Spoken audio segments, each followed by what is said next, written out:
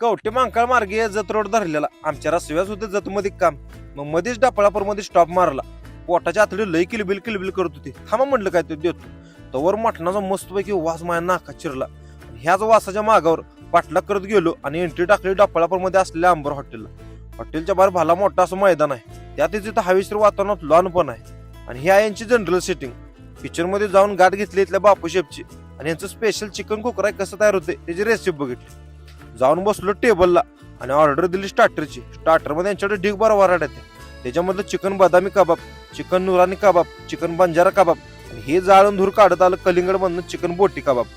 एवढं सगळं बघून कुठलं खाऊन कुठलं नको असं झालं. पण ह्यातलं आपण एक एक ट्राय करून बघितलं. त्यातलं चिकन बोटी कबाब आणि चिकन बंजारा कबाब मला लय आवडलं. इथे व्हेज मध्ये पण भरपूर वराड येत्या. त्याच्यामध्ये व्हेज थाळी, व्हेज महाराजा, व्हेज तिरंगा एवढं सगळं मिळते. पण आपण लागलो मटन प्रेमी माणसं. मग मी घेतली आंबर स्पेशल मटन थाळी. त्यात येते रस्सा, आळणी मटन